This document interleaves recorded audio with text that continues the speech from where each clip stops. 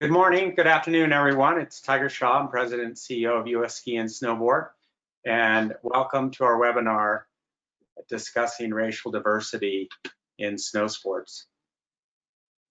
After George Floyd died on May 25th and the national reaction of protest and outrage, which left no leader able to hide from or ignore racism in our world, our sports, and our industry, I and we, US Ski and Snowboard, were reminded the first week of June, the week of Blackout Tuesday, that we were no model of diversity. Today's powerful Black Lives Matter movement and racial injustice does apply to us. We are nearly all white and far from a diverse organization. So what were we to do? First, I sent a letter to our athletes and our stakeholders acknowledging that we were no model of diversity and that we too, like many organizations, needed to look introspectively and to try and understand how we can be better to truly change. This, in our case, means both internal efforts and external outreach to look at who we can extend and leverage our influence and leadership to try to drive and change. To pivot in this time of national awakening and awareness, through strong leadership, we can change. We will not change with any single thing we do today or tomorrow. The way to change is through concerted, permanent efforts. We reached out and looked for organizations who are already making a difference and with whom we can better partner with. And I say better partner because we were already, let's say, lightly engaged, but only lightly. How can we leverage our influence? And how can we get our athletes and 35,000 members more involved? There are already many clubs and nonprofits who run significant programs to get disadvantaged kids, many Black and Hispanic, into their programs. We'd love to grow these efforts. Those clubs and divisions who already do this are great leaders. But how can we get more proactive and leave behind the passive, lightly engaged, which is driven by a not much we can do attitude? We can make a difference, and we're committed to making a difference. This panel and webinar is part of that effort. I and my organization have had a significant awakening, and our awareness is growing. For me and us, much of this awakening and increased awareness has come from those with us here today. I've now heard stories and experiences that, frankly, I had no idea about. Incidences of racism within our own white industry and sport.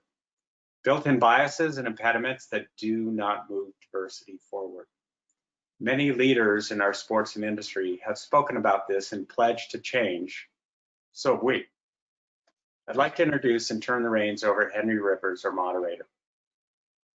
Henry, while not busy as the CEO of a construction, solar, and project management business, Drum River in Brooklyn, New York, is deeply involved in our sports. A skier of 45 years, Henry has managed programs within and is now the president of the National Brotherhood of Skiers. NBS is a 5,000 strong member organization which supports youth in our sports participation and is comprised of nearly 50 regional and city chapters. Their efforts and reach run far and deep. Henry is a professional ski instructor, certified master teacher, and children's specialist, as well as a 25-year US Ski and Snowboard alpine coach, jury advisor, referee, and official. Wow. A longtime coach in the Wyndham, New York Ski and Snowboard Club, Henry has coached many to high levels and has been an integral part of a great club in Wyndham. Henry and his wife have ski competitors among their 4 children and spend a tremendous amount of time on snow as a family across the US and abroad. I could go on, but now I'll turn it over to you, Henry, and the great panel you have assembled here today. Henry, the webinar is yours. Thank you very much, Tiger, for that great introduction. I've only been skiing about 2 years now. Good day to you all, and welcome to our panel discussion here, racial diversity in snow sports. As Tiger said, 2 months ago, the nation visually watched the killing of an unarmed non-threatening Black man. That event sparked protests across our nation and around the world, motivating many organizations to post statements condemning systemic racism and supporting the Black community. Next month will be 401 years since the kidnapping of the first African and the building of the foundation of systemic racism on our shores. 57 years ago, Martin Luther King delivered his I Have a Dream speech. 100 years before that, Martin Luther King delivered his speech. Abraham Lincoln signed the Emancipation Proclamation. And here we are again, addressing the same issues: racism, discrimination, inhumane, barbaric treatment. Every few years, the country hears our pleas and our protests and pauses. They show signs of empathy. Then it goes away until the next brutal killing. The Black community cannot fix this. We need you, the white community, to realize and understand this is immoral, unconscionable, and inhumane. We need all of our allies, you are our allies, to come together and help dismantle and destroy systemic racism in the United States.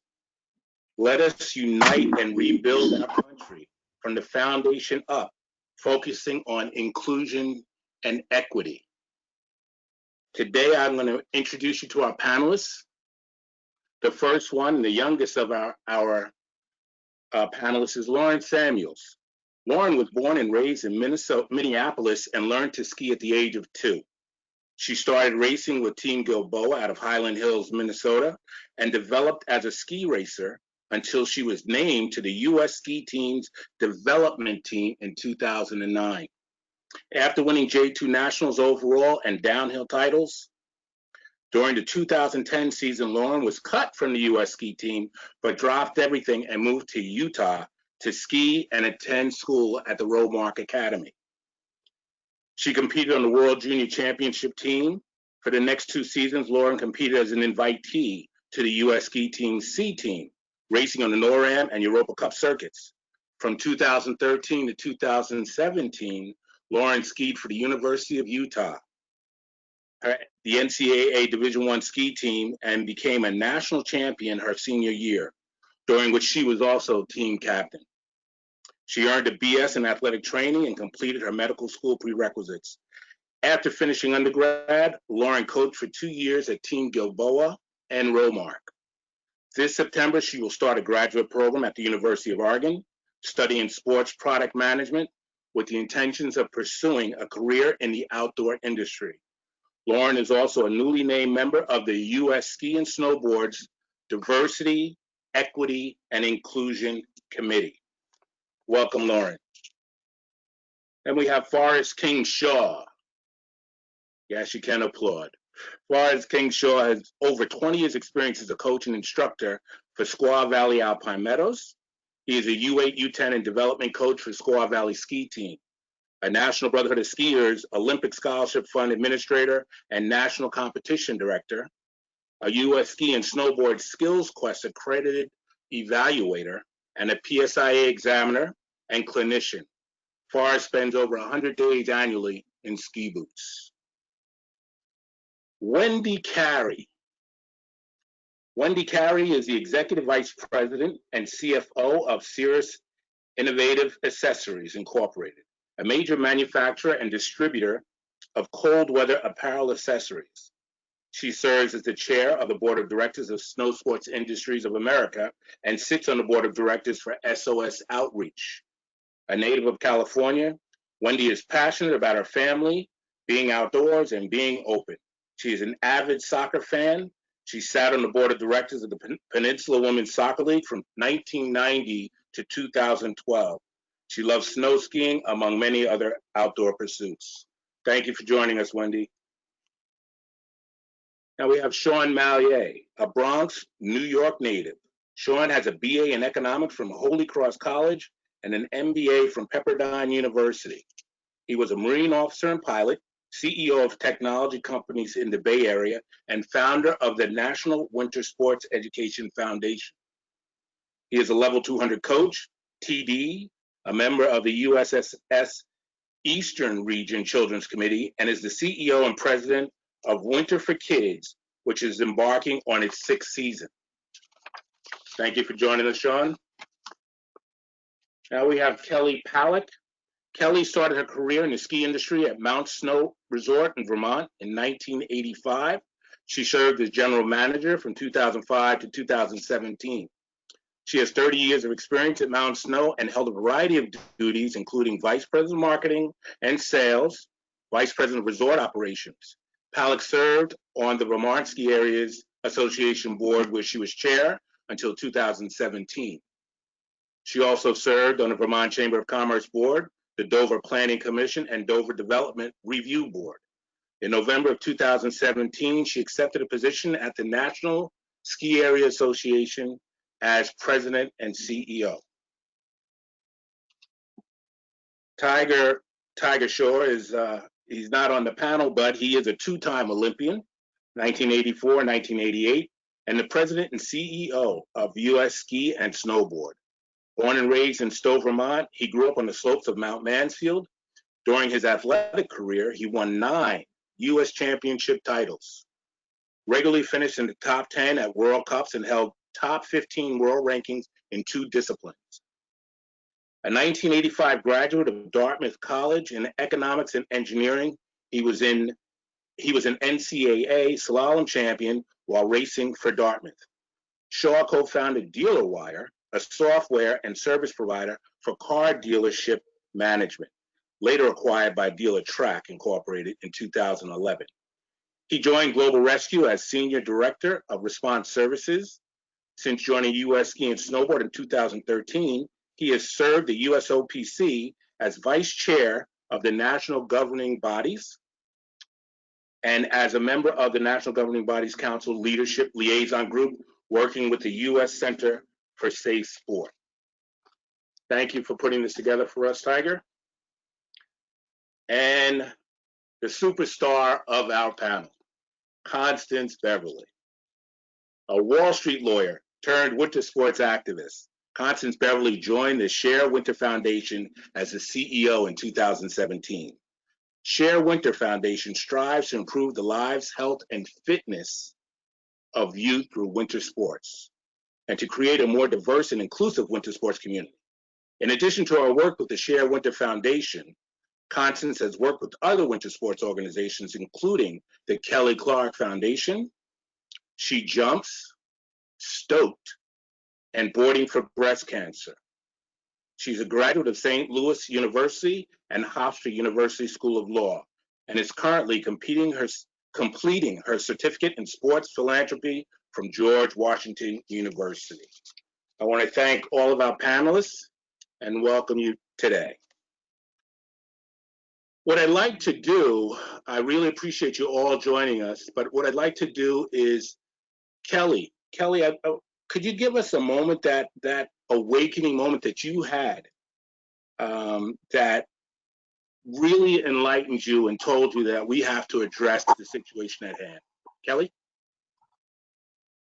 Yeah, thanks, Henry. Really psyched to be here today. I think that moment is happening right now. It really wasn't until recently that I realized that not only does National Skiers Association need to do more to diversify the slopes, but it really needs to start within. It's just, I think we've sat back for a long time and said, okay, well, you know, that ski area can do it, or that ski area can do it. They're closer to metropolitan areas.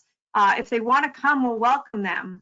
But now is really the time that I'm hearing skiers say that we're going to have some real deep digging conversations and figure out what we have to do to change in order to not only change within our organizations, that may be staffing, it may be policies, it may be setting goals, but also that hopefully will lead to diversifying our slopes. So I would say now is the turning point. Thank you. Wendy, could you give us yours? Sure. That's a difficult question for me to answer. I think it's been like a lifelong growth. Just for some background, I grew up in a rural area of Southern California in a ranching community. I grew up on a ranch. My grandmother was a Olivares Chavez family. So the Latinx roots are very strong in my family, in our community. So there was a lot of equanimity within that community. But as I grew up and went to Catholic grammar school and then to Catholic high school and then to college at Santa Clara, I noticed that the gap in who was going where, and I don't think it really hit me until, at some point in my college career, and really looking back and recognizing that the diversity came primarily from the athletic department, and marrying my husband, who is Black. And then, and I'm one of those people who I don't recognize the looks and stares right away. My husband and kids go, "How can you miss that stuff?" But I do, and that's just part of my process in learning to recognize better, where people are coming from and what they're looking like. But now in my many roles with SOS and SIA and within our company, you begin to see that it's not just a matter of, like Kelly said, opening your arms too, but you have to take steps forward in the process of engaging another demographic that we have not purposefully engaged with. So our company dynamic happens to be very diverse. SOS, of course, is very diverse. Like 69% of our participants are biracial or people of color. But yeah, so I think when I'm feeling it most strongly is right now, to Kelly's point, in the responsibility and the opportunity to do something. And I mean, there's lots we'll talk about later, but I'm really excited about the opportunity and the energy that's right now that we cannot afford to waste. To your point, Henry, we've been at the precipice of this type of point many times in our history, and we can't look down the road later and go, "Oh yeah, here we are at another one." I mean, this has to make the difference. Well, I'm glad to hear you say that, Wendy, and that's exactly what my point was. We've been there. We've been there over and over again. So we really hope that we can unite and go at this head on. Constance, could you give us a little example, some history on you? Yeah, sure.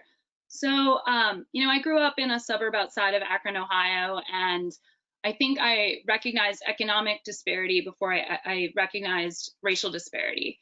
And in that, understanding opportunities that were reserved for those that had wealth privilege. But where I grew up was predominantly white, and if someone was non-white, predominantly wealthy. So I started understanding that discrepancy there, but not until I went to college in St. Louis, which is one of the most segregated cities in the United States, and started working on school justice issues and tutoring youth from East St. Louis and North St. Louis, and understanding that the trajectory of their lives was significantly different from mine, based on just where they grew up and the color of their skin. And from there, going into the legal profession, prior to coming to the law, I was a Wall Street lawyer on one hand, but on the other hand, I was an anti-gentrification housing lawyer and worked on equal rights and civil rights cases, for LGBTQ, for racial disparity, discrimination. And through that, within the legal system, I truly began to understand, and living in New York City, that the system was built against most of the citizens in this country, as far as whether they had access to justice or access to the same opportunities as their white counterparts. From there, you just couldn't unsee it. And when you live in a big metropolitan area, like right now I'm in Brooklyn, New York, My experience living here is very different from the experience that I had when I lived in Park City, Utah, and understanding just the way the world works in a diverse metropolitan area versus what we would see as a ski enclave. As I transitioned into this career, I worked with so many organizations that were started because the ski industry wasn't making space for Black and brown youth and for women, and utilized the transformative power of skiing to uplift and empower populations that were traditionally denied access. And knowing, because I'm a lifelong, snowboarder, that found myself and my purpose in the sport, watching organizations like Stoked Mentoring, SOS Outreach, the Chill Foundation, Service Board, and all of the people that we fund, providing that for youth because it was not being provided by the industry itself. And, Henry, you'll speak to this, but the National Brotherhood of Skiers has been around for over 40 years. The SOS and Chill have been around for over 25. And so for over 25 years, people have been knocking at the door of the ski industry saying that there was a problem, and then watching everyone awake now, it's kind of a little bit of welcome to the party, everyone. There's room for you. You've been invited, and you have a VIP section right here.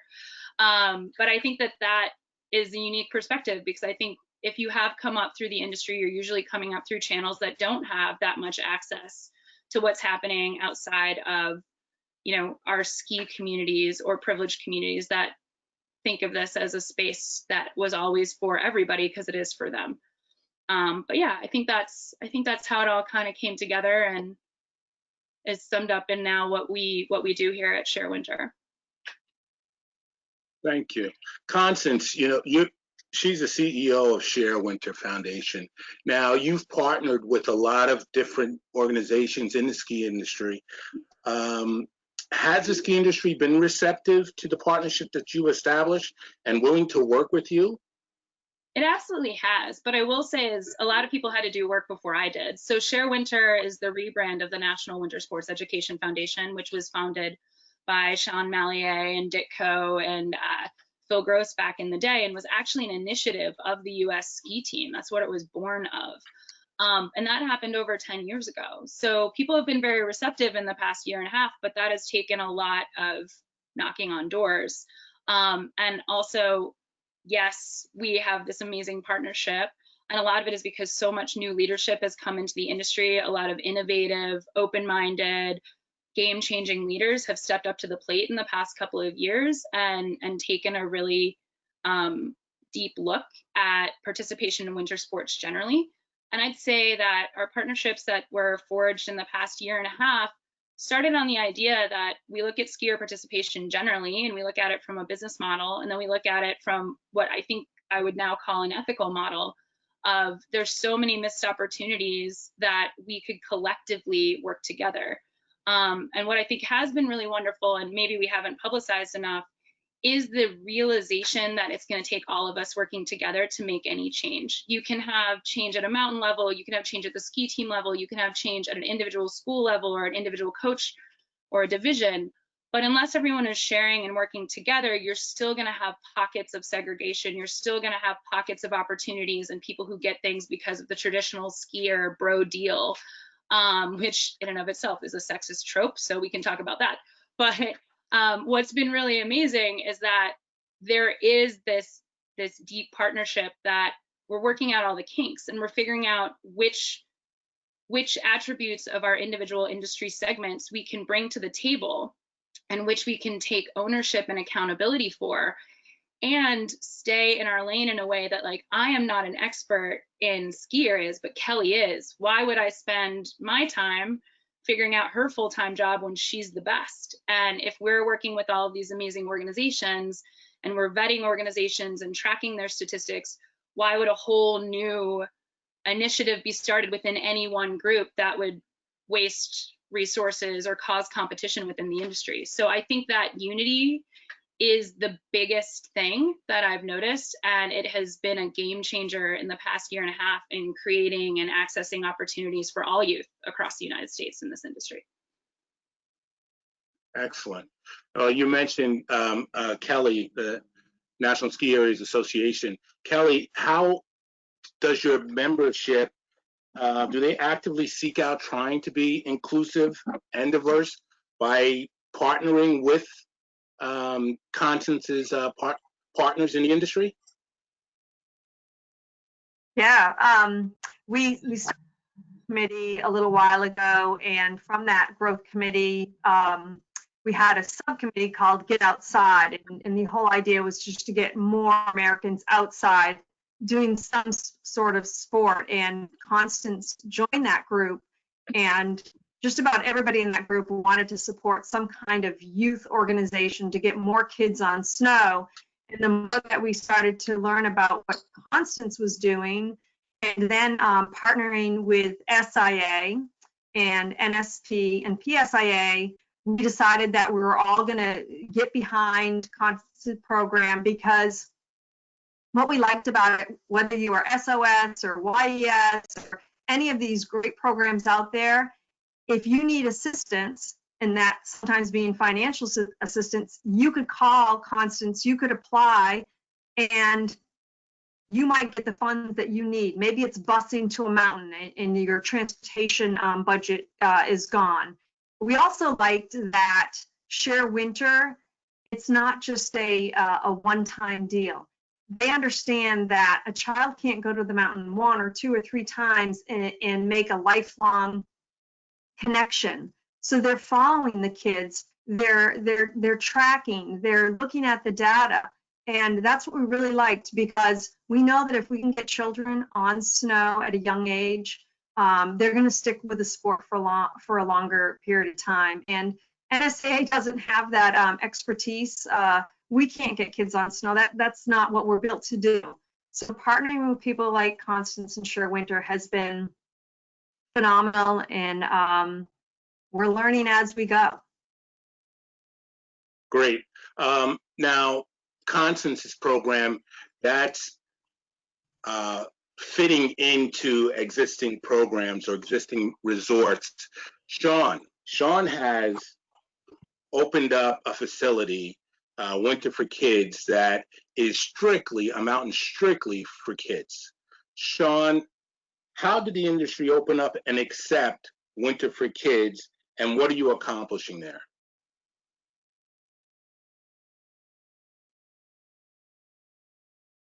Not hearing you, Sean.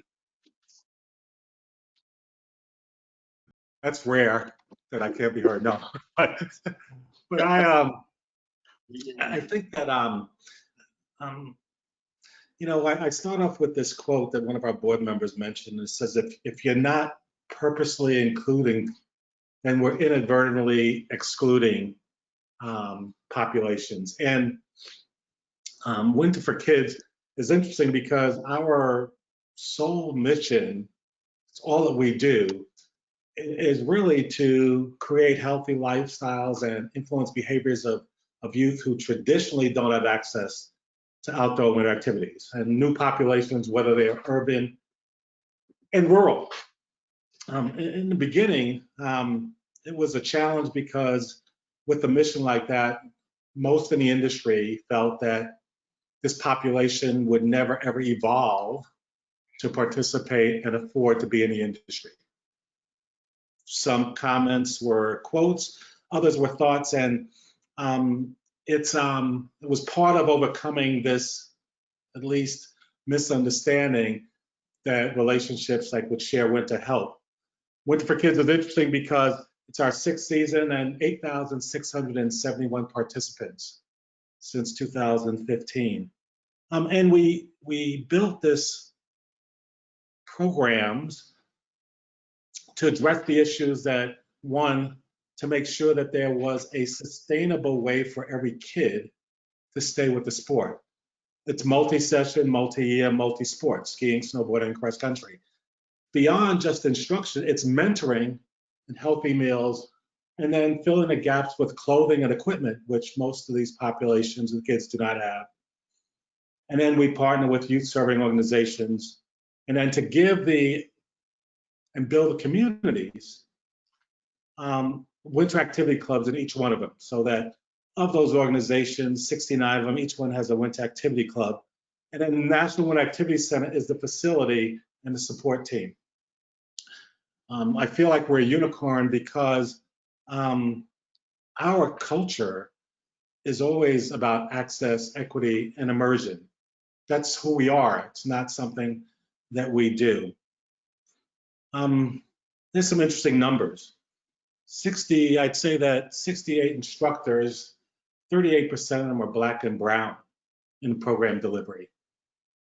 Our population that's served is 36% Black, which was 1,116 in 2000. Sean, can I interrupt for 1 second? You said 68% of your instructors. No, it said 68 instructors and group leaders, 38% of them are Black and brown.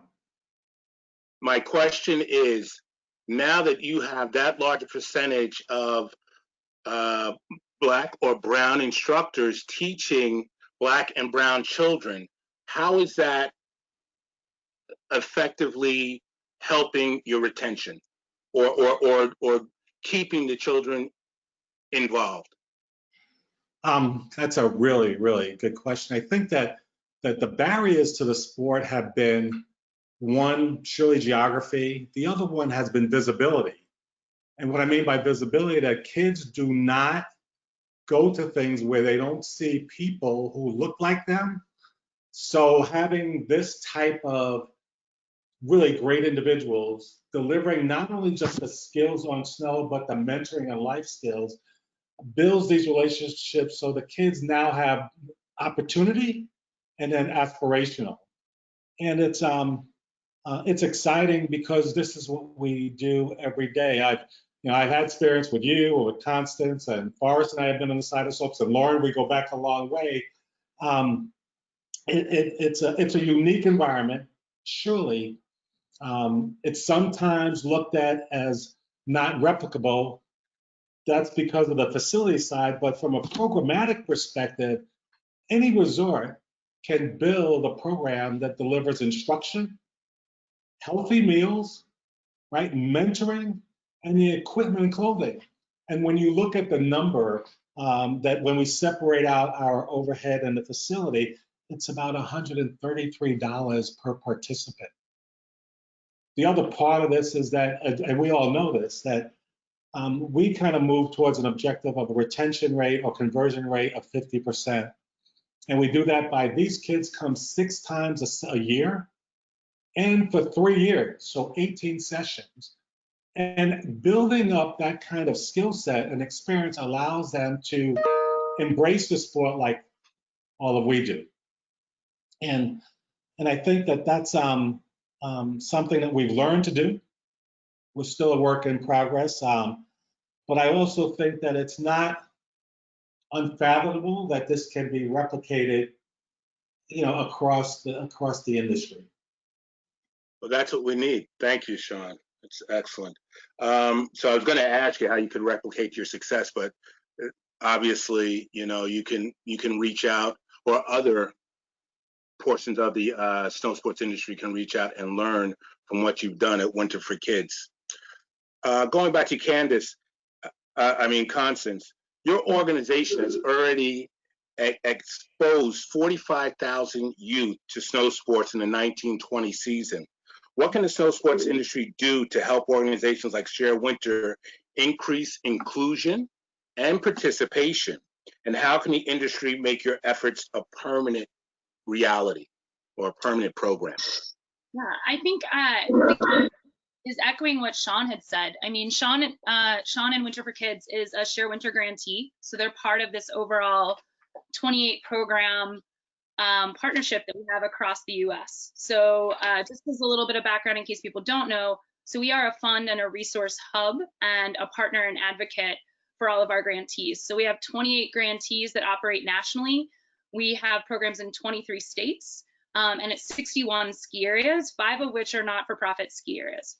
So exactly what Sean said is that the key to this is, one, I can find funding or connect people to pipelines and put them in junior instructor programs and do all of these things. But if internally, once the youth come to a community that they still do not feel welcome in, you will lose them. So we can replicate all of these things and we can put all of the resources and everyone behind it. But if a kid rolls up to the mountain and suffers microaggressions from an instructor, or is talked down to when they go to get lunch, or doesn't see anybody and has strange comments made to them, or there have been times I've gone with youth where people won't get on the lift with them. Whatever I do, and whatever all of my partners who make my job amazing, you know, there are 28 other leaders and boards of all of these organizations. They can do all that work. But once they get to a retail store, to a mountain, or come to a ski team event, if the work hasn't been done internally and if the overall community has not changed, my data is going to look like I couldn't convert them. It's going to look like my partner programs aren't winning, but it's not on them. And that's where I think these partnerships that we're forming and this educational process that we're bringing to all of these communities is really critical. And we're seeing that happen, which is amazing. And through these partnerships, we can grow things. Winter for Kids is an amazing lab. That programmatic aspect, if you're providing clothing and meals and gear, is 100% possible. And a perfect way to show how the industry can work together to do that is through our partnership with NSAA. Kelly connected me to someone at MSIA in Michigan who said, we really want to give back. We called the YMCA of Flint, Michigan and said, if we were able to get you lift tickets, buses, food, clothes, would kids want to ski? Now, the rest of the industry would say kids in Flint, Michigan don't ski. They have bigger things to worry about, which they do. But in 48 hours, all 40 slots in the Flint, Michigan program were taken. Those kids went 6 times. No one in their family skied. They went to Mount Holly. And at the end of the season, they are all ready to go back next year. And that was by using those programmatic things that are winning at Winter for Kids and winning at SOS and winning at the YMCA of Northern Utah, taking those best practices, those critical elements, but also speaking with Mount Holly and having a place welcome a community of kids that no one thought would want to ski, just as every other group of kids. They're skiers. They came with their community. They're having a great time. That is 100% replicable if people are willing to do the work and make the environment friendlier and more welcoming, because there's no lack of people that want to ski that look differently than I do. Right. And I think that's the key. And, you know, our partners are really doing the real work. The Sean's, the Seth's at SOS, the Alex at Chill, you know, and Moses in Flint, Michigan, they're doing the real work. They're galvanizing their community and getting them excited about skiing and riding. We're just logistics and pipelines, but also in advocating and educating our partners and saying things like, you know, we sent someone into a PSIA instructor training and there's a very implicit bias against buses of kids that come from New York City. Maybe you don't realize it, but this is what we're hearing, you know? So I think to grow— need to address that. Yes, we definitely need to address that. What I'd like to do is talk to Wendy for a minute. Wendy's with Snow Sports Industries of America, and she is one of your partners. Wendy, one of your taglines is, "This is our way of life. We live it together. It is who we are. We're united by winter." I really like that. That's great. Tell us about your membership. Who are your members? How many African American companies are made up in your membership? Oh boy, this was a very depressing number. There is one, and it is ours, Cirrus, which is owned by my husband. It's abysmal and something that I think we didn't really appreciate totally, even though, you know, we should have. That there was an article in OR Weekly that was written by oh shoot, what's her name? I'm sorry, I'm forgetting the author's name right now, but she was highlighting Black-owned businesses within the entire outdoor industry, ski and outdoor combined. There are 2 Black-owned companies within that demographic, ours and a mitten company that a young woman, I actually don't remember now if she's in the Midwest or the East someplace, who developed a mitten for running. There are 2 Black-owned retailers, one in Texas and one again in the Midwest. And that's it out of a huge number. So it's, I suppose the only bright side of that is that we have a lot of space to move the needle and to change, but you really have to ask yourself why, you know, and we look at reps and, you know, how many reps of color are there? Very, very few. I think our board, SIA's board of directors is probably the most diverse thing about our whole industry. Within our board of directors of we have 14 spots right now. We're at 11. We're kind of assessing, you know, who, and we want to fill out those 3 empty spots. But we have 3 women. We have 2 people of color. We have 1 LBGT, and so that's much more diverse than our whole organization is in totality. So no place to go but up from there. So what do you think is the greatest obstacle or resistance in your area? I think it's that self-assessment, self-understanding element that on the bright side, the feedback that we have gotten as we've done these small steps into this area, a letter that Nick, our CEO and president, wrote, an open letter that I wrote, a town hall that we held yesterday, some other tools and messages that we've sent out. Most of the input that has come back has been very positive. Like, thank God we're talking about this. Please tell me how I can help. How can I be involved? What steps do I need to take? But there is a not insignificant number of people who say, I don't get it. I don't think that there really is white privilege in this. I don't think that, you know, just this, I'm going to call it ignorance. And I don't think that there's necessarily malice in it, but it's ignorance nonetheless. And I think ignorance is our biggest enemy. So in the beginning, it's getting everybody to really look at what happens, that you cannot use the excuse that people don't ski because it's too expensive. It's just, to Constance's point about Seth Ehrlich, who is the executive director at SOS, whenever someone makes that comment about, you know, why are you trying to get these kids on the mountain, we all look at Seth like, oh shit, he's going to climb up the wall, because he just says, you know, if you look at the 60,000 kids that SOS has served over its 25 years of existence, and if you look at the number of kids out of that who are skiers, but more importantly, these are kids who have, skiing was a gateway drug to understanding that they have so much more power and responsibility within their communities than they thought they did. Just that experience of sliding down a mountain and being able to overcome the fear that was involved in that step, almost to a one, the kids say, what I learned I have the power to do within myself and within my community is what's made the difference. Now those kids are graduating from high school, going to college, coming back and mentoring themselves. I mean, it's just the change that can be facilitated by the involvement in ski and snowboarding is, I mean, it's just invaluable. So yeah, there's a lot we can do and a lot of education that we need to do, and that's going to be our biggest momentum in this next year is engagement, creating connections, and getting people to understand what really can happen here and what needs to happen.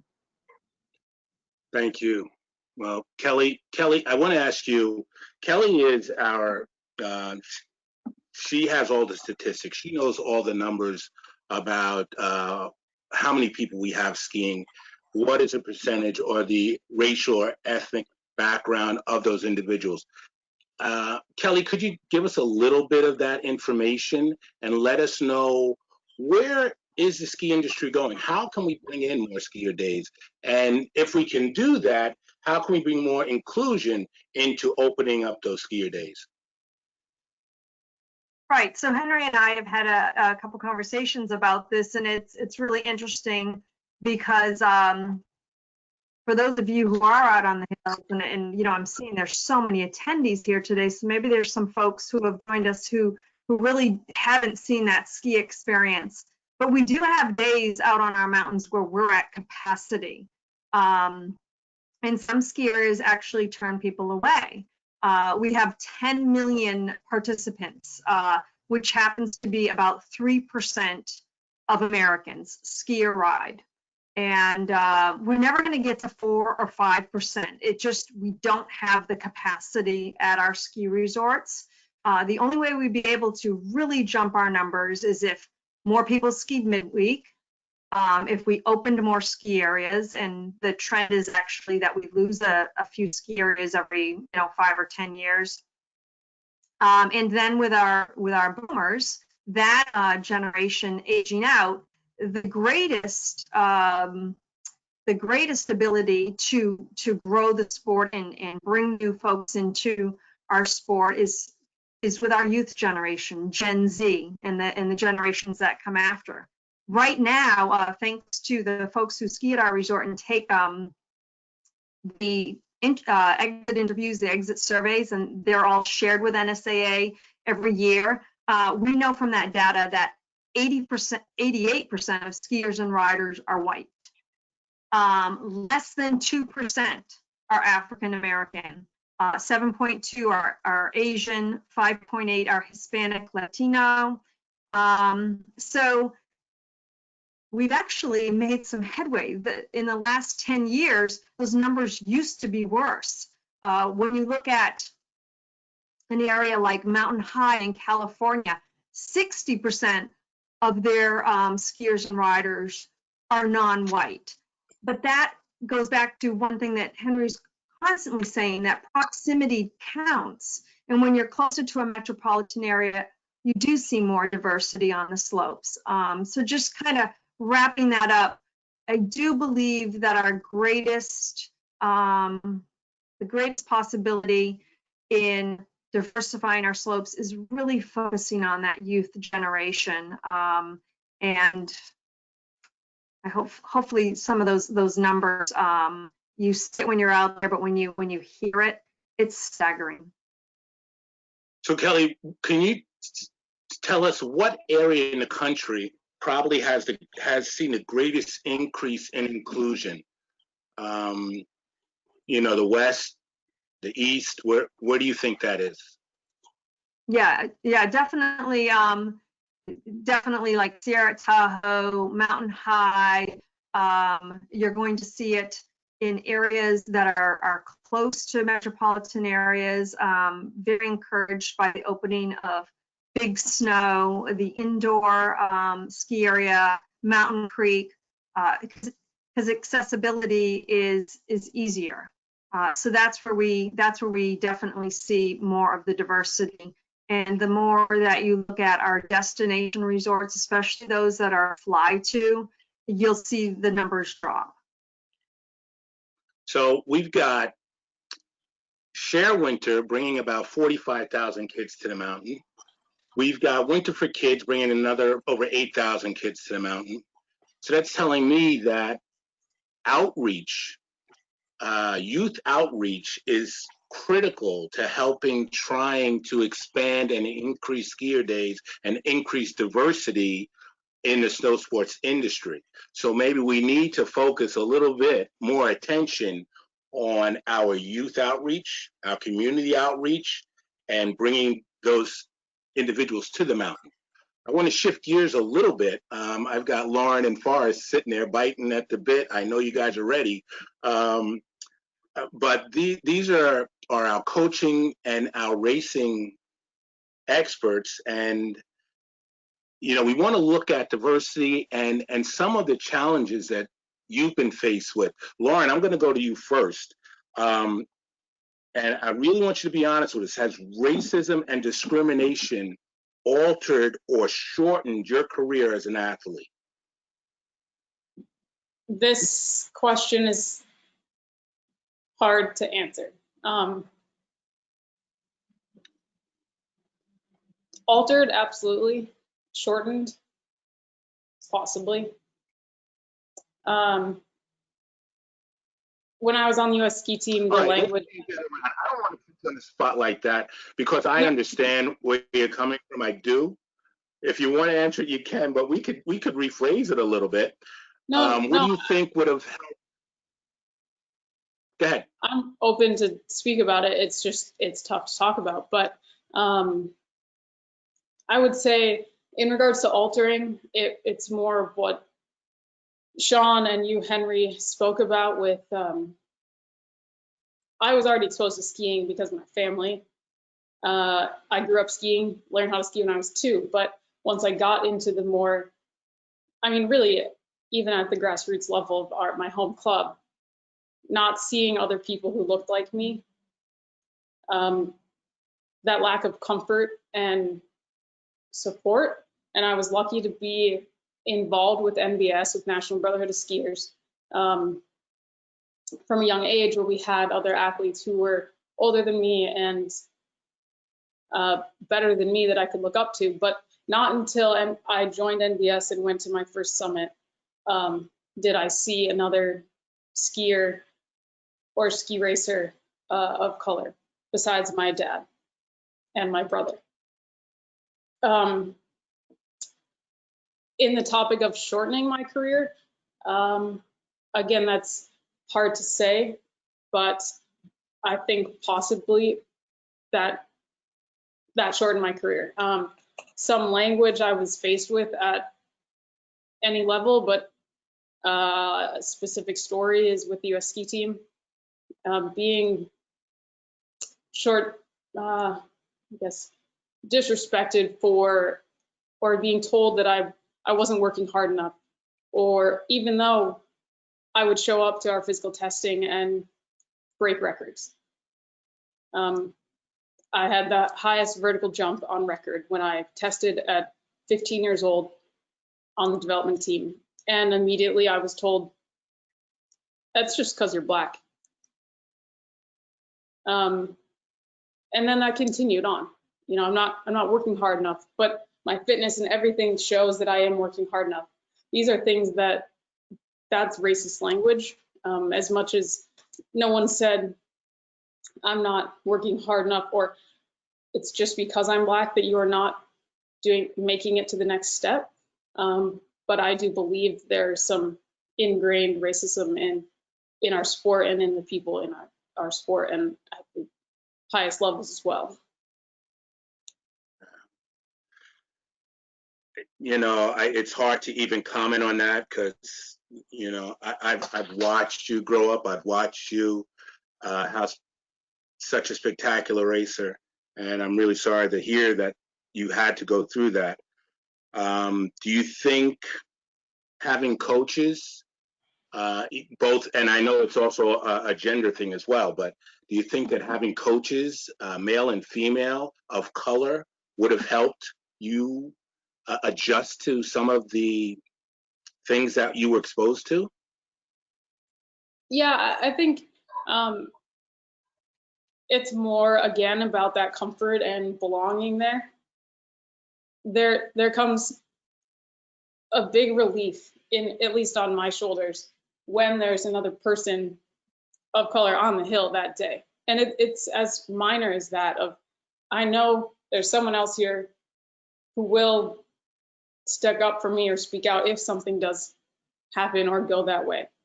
And same with being able to relate on other things. My hair, I can't braid my hair. It doesn't really braid, but I was told, you know, I had to braid my hair to ski downhill because it's the fastest, most aerodynamic. Well, maybe if I had a coach who had that experience similar to me, they would come up with other ideas or not judge me so hard for not braiding my hair. It's things like that that I think a coach of color and female would help with. But I don't even want to say that it has to be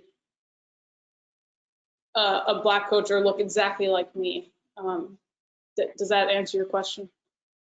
Yeah, it does. Huh. Well, I take a deep breath because, I have young racers as well, and they will start experiencing those things. That is why we're here. That is why we're having this discussion, so that we can stop this type of thinking and these thought processes, because they are unfounded, they're unnecessary, and they hurt young people. Lauren is a young racer that should not have to experience these things. But this is what we continually do year after year after year. We need to stop the cycle. Forrest, my question for you. Same question I had for Lauren. Has racism or discrimination altered or shortened your career? I know it has, with USSA or PSIA. Well, it hasn't shortened my career, that's for sure. It's altered it, oh, absolutely. And before we go too deep into this, I wanted to comment on a couple of things Lauren said. I have 2 daughters that ski raced, and if you knew the discussions I had with them about helmets, and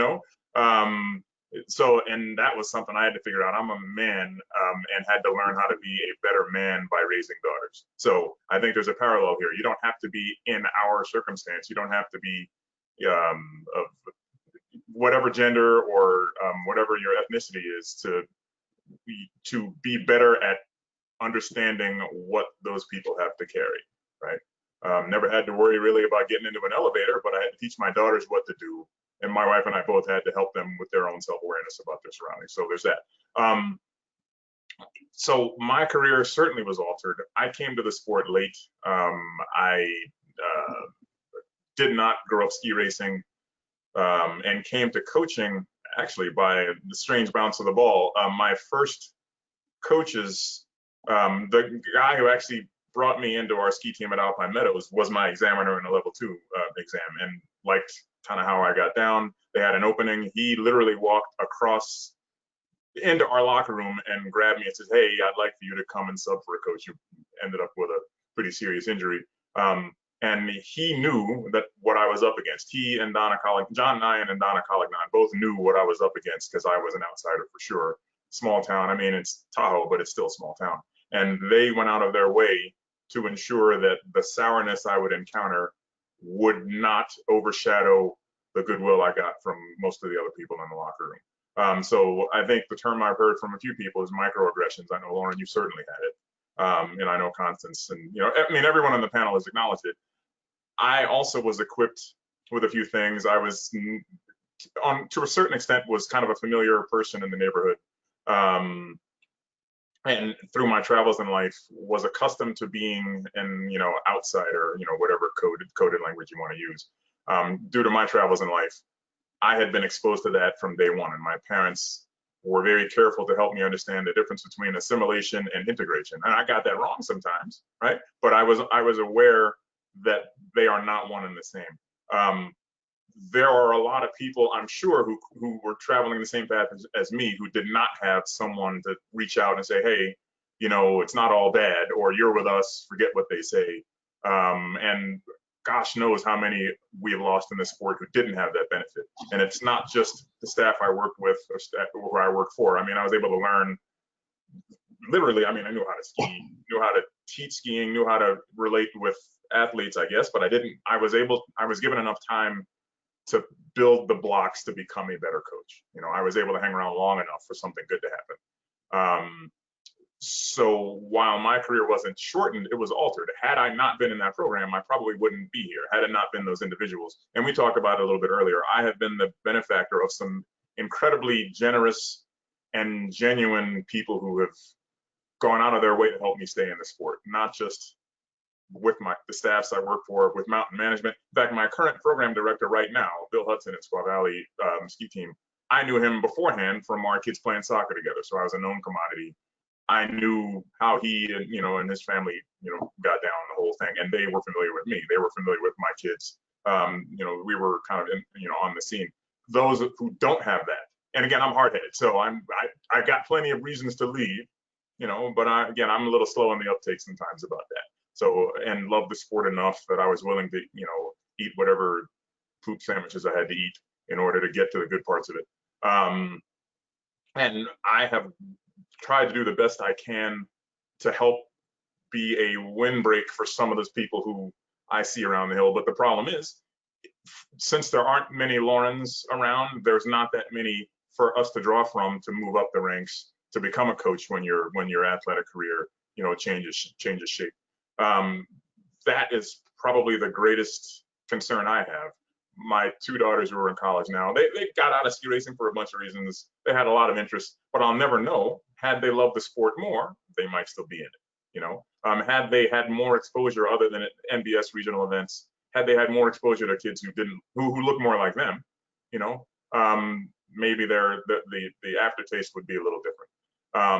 PSIA as well, I do some work as an examiner and clinician, and I am very happy to do level 1 and intro stuff, because the first interaction they have with me, should be a positive one, in spite of all the ugliness I might encounter getting to the venue or whatever. I mean, most of the people, hearing this are aware of the letter Chuck Harris sent to the U.S. ski team. And as I remarked to you guys, I've also had some issues being pulled over, this and that, face down on the pavement more than once on 395 on my way to Mammoth. I have to swallow all that and then have the positive interactions with the kids I coach and other people I have on the hill. I mean, I got to swallow all of that, right? And not lash out at the next thing I see, right? And, as people who are outside, outside the big tent, we got to do that constantly. So it's all, I won't say reflex, but I don't struggle with it as much as those who don't have to do that constantly, or who don't have an investment in the finished product. So I guess, making a short story longer, it has certainly altered it. And I can only, shudder to think about all the people who didn't have the perseverance, or who didn't have enough positive interaction to stick around long enough to really get the beauty of the sport. The number is tossed around is, 4 or 5 visits for a skier for it to become, or for someone to experience the sport, for it to take root. If your first experience, as Constance, and Kelly and Wendy mentioned, if your first experience is a sour one, you're not going to have the second, right? That literally has cost me sleep from some nights. How am I going to flip the switch from dealing with this at a ski shop someplace, that didn't know me, and then having to do my work the next day? And not to cut you off, Forrest, but what do you think USSA could do to attract more coaches of color and train them, or bring them into the pipeline and train them, but actually move them up the ranks and mentor them and teach them? It's a good question. I think from where I sit, the most effective way would be to replicate the exceptional individuals I've been around who helped me, build a system so that it doesn't have to be the individual, doesn't have to be the exceptional coach or mentor that carries the weight. Have the outward facing portions of the program reflect the clientele you want. My daughters grew up, again, my kids were skiing before they were, like Lauren, 2 or 3 years old, they were on snow. They did not know a life without skiing, right? So for them, it wasn't a thing.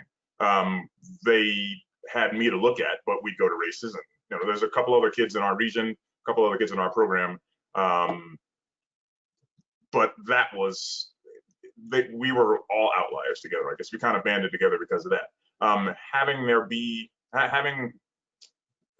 maybe reducing the shock value when our kids show up for something, reducing the shock value for parents when they go to an event, when you click on a website, see some of the athletes. There's not many athletes in our national program now, but have our prominent athletes shown in the presence of kids who don't look like them from day one. And there's a picture I have when we had U.S. Nationals at SQUA. Michaela Schifrin kind of photobombed my kid. She was trying to take a shot, but there was people pulling at her, grabbing at her, and Michaela kind of leaned her head in and smiled and took a picture. And my daughter hates the picture because, she doesn't think she looked right, the whole thing, or, how kids fuss about how they look in pictures. But that's a photo that's my screensaver, on my laptop, on my other machines, my office at SQUA, that was a screensaver on my machine, because she went out of her way, like, you know what? I don't know if it was specifically because it was my kid, but the net result was Michaela knew who my daughter was. Travis Ganong signed her helmet, all that kind of stuff. That's the place to start, so that the next time my kid flips the channel when she was little and saw ski racing on in my garage when I was tubing skis, she's like, you know what, I know who that is. And then the other kids around, the athletes, I think, will benefit from reaching outside their normal, their ecosystem.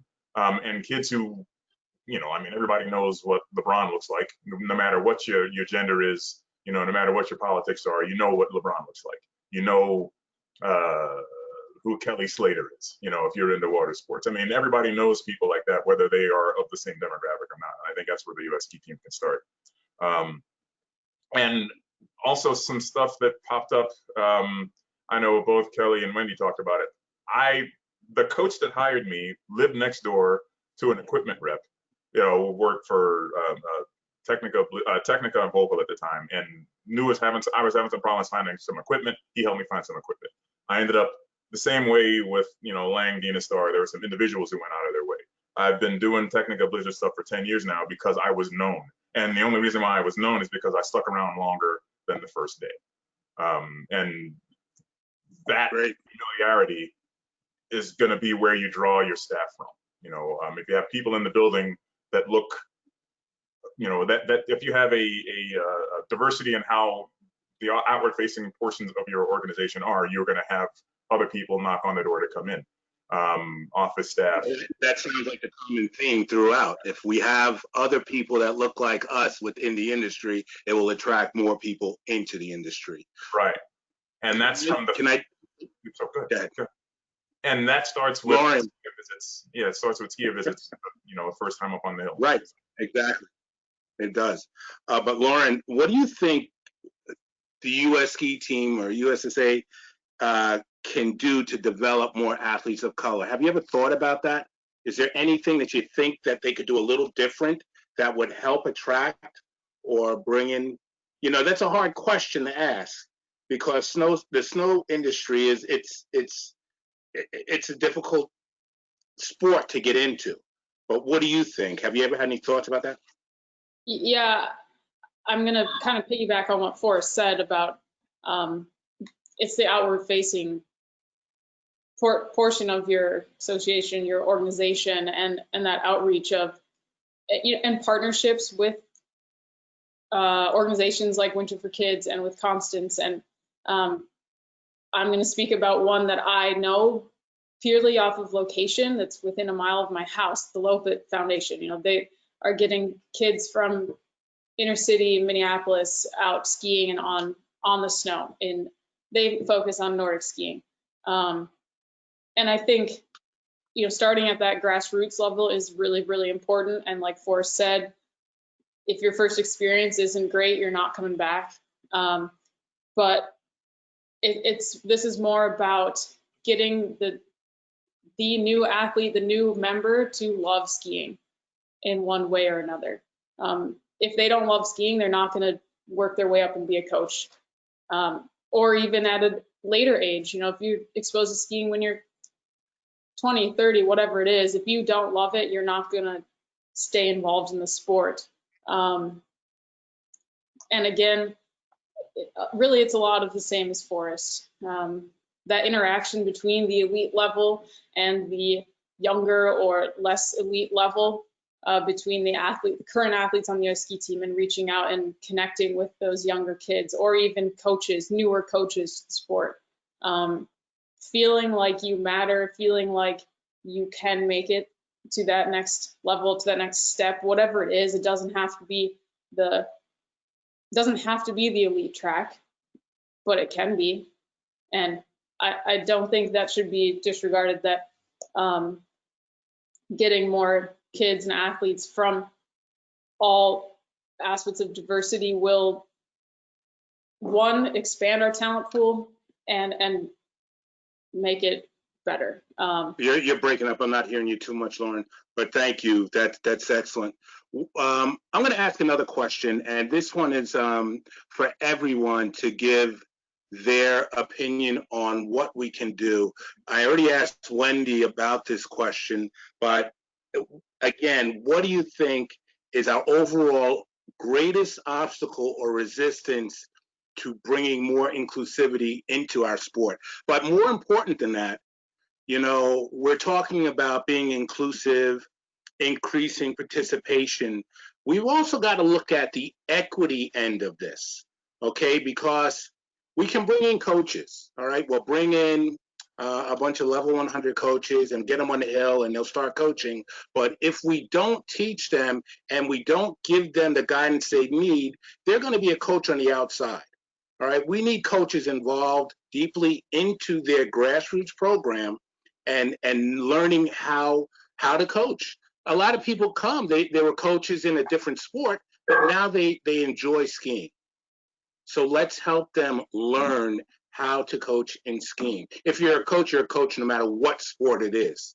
All right, now we just have to help them dial it in being a ski coach. So again, my question, what do you think is the greatest obstacle or resistance to inclusivity and equity within the snow sports industry?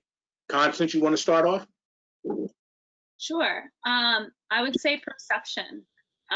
Sean touched on this, and I know a lot of other people have touched on this, and I hear it from all of our grantees, from, you know, Loppet in Minneapolis to, you know, every other program, even in rural areas. It's that idea of why people that aren't the traditional ski participant, which if you want to have a fun exercise, open up your phone and scroll through Instagram #skiing and keep going until you don't see either a skinny, white, usually blonde lady laughing or a 17-year-old white dude hucking himself off a cliff. Just time it. Ask yourself how long until you hit a person of color. And then start asking yourself about how have our perceptions fed the marketing and branding of our sport and ultimately excluded others. And the perception, like the number of times I've heard those kids, which is problematic in and of itself, and we can have a whole language lesson, or these people, or they don't ski because. And when you hear that, and I have heard it at the highest levels, at the largest conferences, from elite to rural, that is a perception and implicit bias issue that is forming the decision-making of every aspect of our industry. If we can't kick that, the rest of this is performative. And that's what we have to get to the heart of, because there's no lack of desire, there's no lack of talent, there's a lack of access, and what is denying that access is our perceptions and the way that we are telling people where they belong and don't. So we get over that, we've got a lot of progress we can make. Hey, Henry. Thank you. Yeah. Thank you. Go ahead, Sean. You know, I think that Forrest brought up something about comfort and knowledge, which I call the immersion, that experience that we have with people, and we're most comfortable with those that we know. And then access and equity. In the coaching side, and you know this, Henry, is that we don't have a environment that makes it easy for coaches to gain the knowledge they need to have to be effective, right? There are coaches who are coaches of color who are not exposed to how to set on a hill, not given the opportunity, not being mentored, they don't belong. I guess if there was an issue, well, a statement or a word, is that help people feel that we belong. It's belonging to this culture, this community, to this industry. Okay. We've got a question I want to pose to the panel. How can individuals, recreational skiers, make their mountains more welcoming to people of color? Kelly?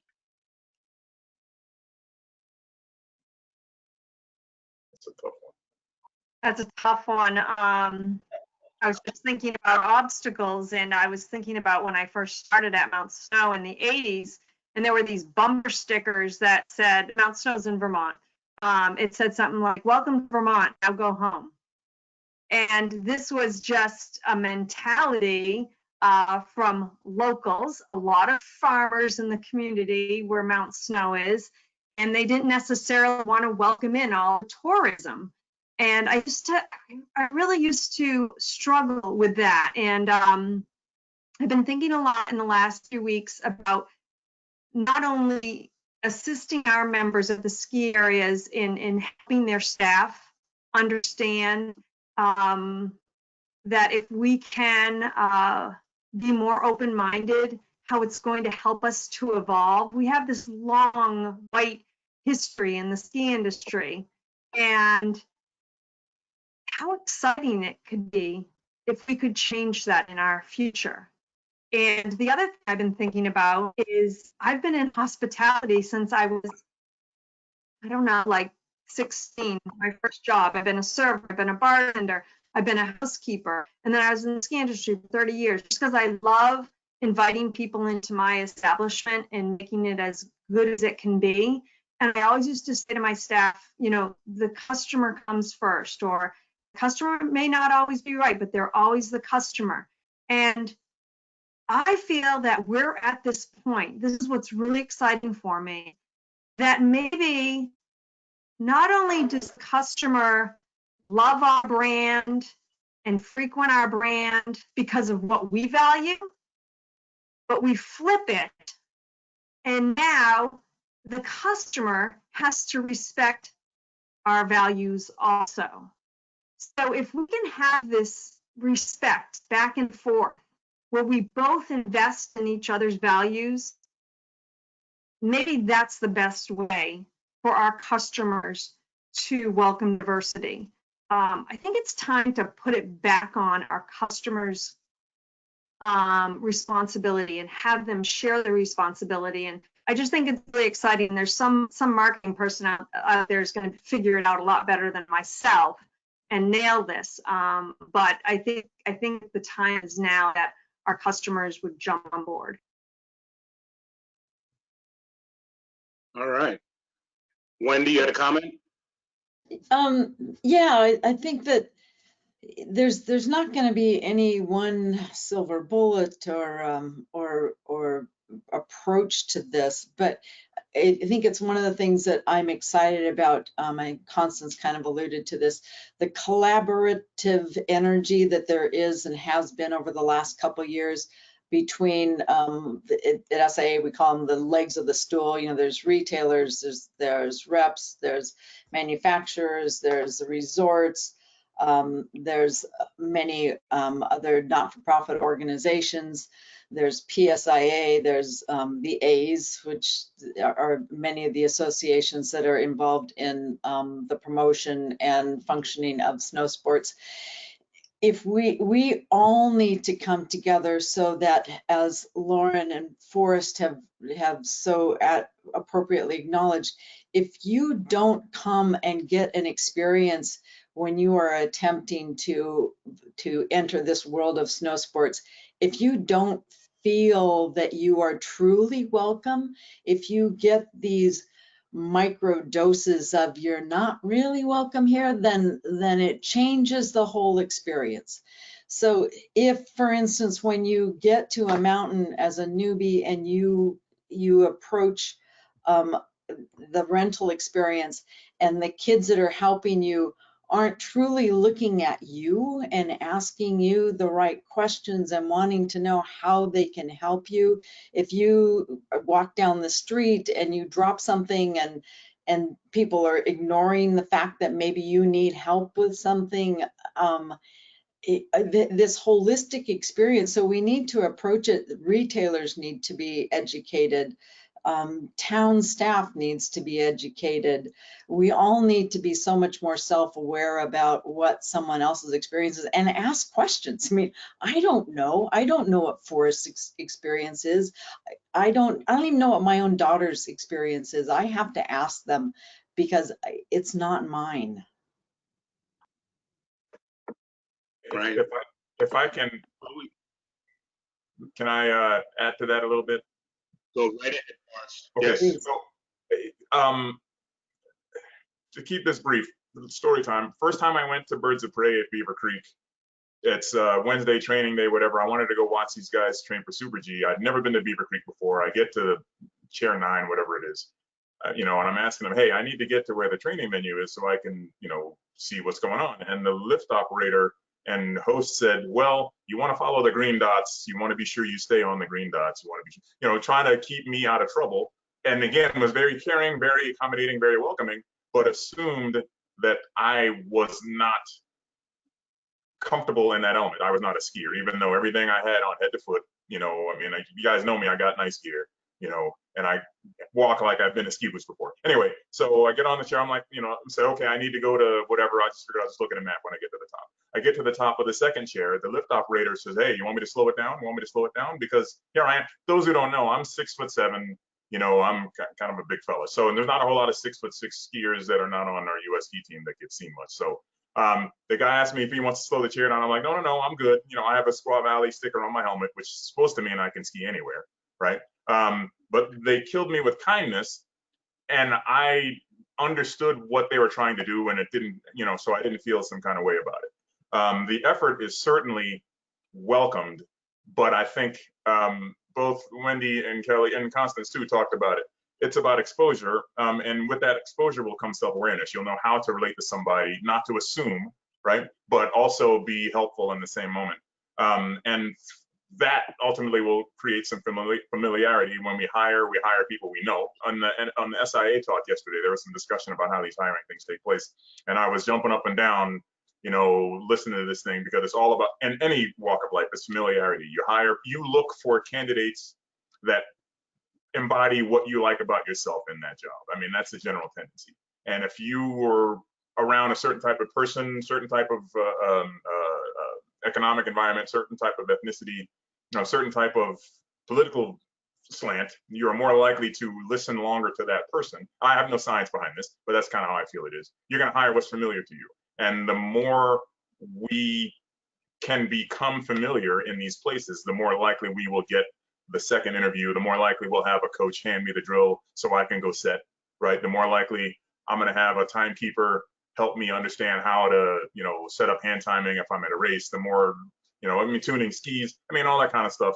It's self-awareness, but you're only going to get that self-awareness if resorts, actually, it falls on them, NSA members, to make their employees, to help with their self-awareness, to recognize that not everybody walking through the village is from the same zip code, same area code. When there's a busload of kids or seniors or whatever coming into town, don't assume they've been bussed in from someplace that doesn't belong. You know, those microaggressions that we've spoken about are lasting, right? Privilege is, in fact, thinking that if it doesn't happen to you, it doesn't happen, right? And that's only going to be combated.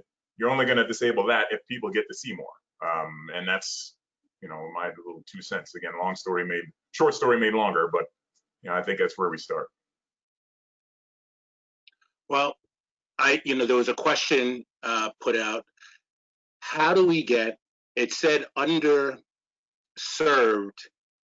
families involved in skiing. I don't want to use the word underserved. I'd rather use the word underrepresented, but the question said underserved families. How do we get them on the mountain and get it to be a family affair? As all of you know, skiing is the #1 family sport. All right, that is a family affair that will be from the day you start to the day you die. Your family will ski if you get involved. But do you have any thoughts on that? How do we get to underrepresented communities and get them to the mountains and start skiing as families? Hey, Henry, that's the most interesting thing, especially with our population, right? You know, most of our population is kids, right? And kids from families who don't have transportation, and skiing is as far from their minds as anything else. However, one of the things that we're trying this year is going to have Parents' Day. For any kids who have been in our program for 2 years, we're going to bring their parents out to observe and to get some feeling for what their kids have accomplished, and then hopefully connect the parents with their winter activity club. I really don't know how that's going to happen, but if the family doesn't do it, typically the kids are going to be the leaders for that. But again, you have to have the facility to get those parents out there in an environment that's welcoming and safe and not daunting. Yeah, I'll add to that a little bit. I think one of the things we're most excited about at SIA is we acquired some consumer ski expositions that were held under the banner of BWE. And so we are expanding those into what we're calling snowbound festivals. And we're seeing this as an opportunity to really engage in a broader community in a way that is welcoming at that first step about all of the different variety of activities that can be done in conjunction with snow sports. It can be Nordic skiing, it can be snowshoeing, it can be winter hiking, it can be sledding down a mountain. It's all these things. And it's one of the things that we're developing right now is how do we engage this in a way that invites all levels, all ages, all demographics. And it's one of the things I'm loving about this discussion is more thought-provoking about what that looks like when somebody dares to come to a Boston or a Denver event and maybe just kind of see what is this about and how do I even begin to approach the opportunity to get my family out into the winter environment. So I'm hoping that that we can have a lot more discussions around that and what does this first step of possible engagement look like for a whole family. Very good. Very good. Well, thank you very much for that.